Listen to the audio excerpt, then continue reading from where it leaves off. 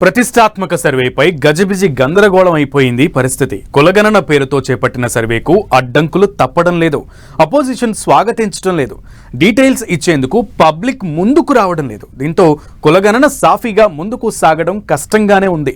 Survey కోసం వెళ్తున్న enumerators కు పబ్లిక్ చుక్కలు చూపిస్తున్నారు.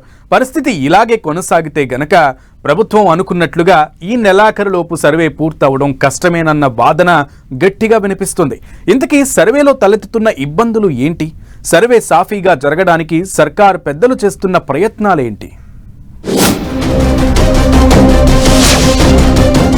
సర్కార్కు సవాల్గా మారిన కులగణన సర్వే. కులగణన పేరుతో వ్యక్తిగత వివరాలు అడగడంపై ఆగ్రహం. సమాచారం సేకరించేందుకు వెళ్లిన వారిపై జనం గరం. కులగణన అంటూ ప్రభుత్వం, అయితే అన్ని వివరాలు ఎందుకని ప్రజలు? ఇలా తెలంగాణ సర్కార్ చేపట్టిన సర్వేకు కష్టాలు తప్పడం లేదు. కులగణన పేరుతో కుటుంబ సభ్యులకు సంబంధించిన వివరాలు అడగడంపై పబ్లిక్ ఆగ్రహం వ్యక్తం చేస్తున్నారు. సర్వేపై ప్రజల్లో చాలా అనుమానాలు వ్యక్తమవుతున్నాయి. సర్వే కోసం రూపొందించిన ఫార్మాట్ విషయంలో అభ్యంతరాలు తెలుపుతున్నారు జనాలు. సర్వే ఫామ్లో నేరుగా 56 ప్రశ్నలు ఉన్నాయి. సబ్గా టైటిల్ గా ఉన్న ప్రశ్నలు లెక్కిస్తే 70కి పైగా అవుతున్నాయి. ఈ ప్రశ్నల్లో చాలా వరకు వ్యక్తిగత సమాచారాన్ని అడగడంపై ప్రజలు డౌట్స్ వ్యక్తం చేస్తున్నారు.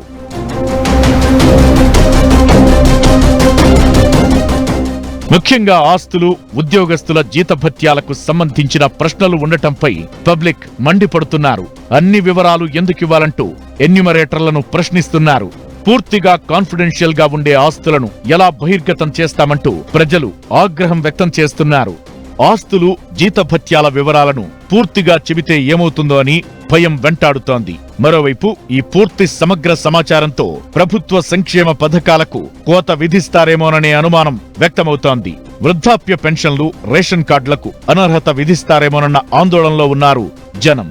అందుకే సర్వే విషయంలో ప్రజల నుంచి అంత సానుకూలత వ్యక్తం కావడం లేదనే టాక్ వినిపిస్తోంది. గతంలో చేసిన సమగ్ర కుటుంబ సర్వే వివరాలు ఉండగానే మళ్లీ కొత్తగా సర్వే చేయడమేంటని ప్రశ్నిస్తున్నారు. ఒకవేళ కుల సర్వేనే చేయాలనుకుంటే ఈ వ్యక్తిగత ఆదాయానికి సంబంధించిన ప్రశ్నలు ఏంటి అంటూ నిలదీస్తున్నారు.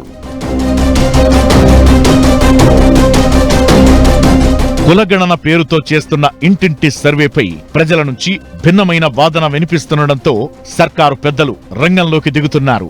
బీసీ సంక్షేమ శాఖ మంత్రి పొన్నం ప్రభాకర్ స్వయంగా రంగంలోకి దిగి సర్వే పట్ల ప్రజలు అనుమానం పడాల్సిన అవసరం లేదంటూ భరోసా కల్పించే ప్రయత్నం చేశారు. మంత్రి హుస్నాబాద్ పట్టణంలో ఎన్యూమరేటర్స్ తో కలిసి స్వయంగా సర్వేలో పాల్గొని వివరాలు నమోదు చేశారు. ప్రజాప్రతినిధులు ఇంటింటి కుటుంబ సర్వేలో భాగస్వాములు కావాలని మంత్రి పొన్నం పిలుపునిచ్చారు. సర్వే ద్వారా మీ కుల బలమేందో తెలిస్తే సమగ్ర అభివృద్ధికి ప్రణాళిక వేయడానికి అవకాశముంటుందని, సర్వేకు సహకరించాలని కోరుతున్నారు. ఈ సమగ్ర సర్వే ద్వారా ఎవరెంతో వారికంత ఆలోచనలతో తేడాలు సరిచేయడానికి ఉపయోగపడుతుందని చెబుతున్నారు. ప్రభుత్వం వివరణ ఎలా ఉన్నా ప్రజలు మాత్రం ఎన్యూమరేటర్లకు అన్ని వివరాలు చెప్పడం లేదు. కొందరైతే కనీస వివరాలు ఇచ్చేందుకు కూడా ఆసక్తి చూపడం లేదు. ఉద్యోగాలు, జీతాలు, అకౌంట్ నెంబర్లు, ఆస్తుల వివరాలు అడగడం వెనుక ఏదో కహాని ఉందని మండిపడుతున్నారు. ఇచ్చిన హామీలనే అమలు చేయకుండా ఇప్పటికే వస్తున్న పథకాలకు కోత పెట్టే కుట్ర జరుగుతోందంటూ జనం తిట్ల దండకం అందుకుంటున్నారు.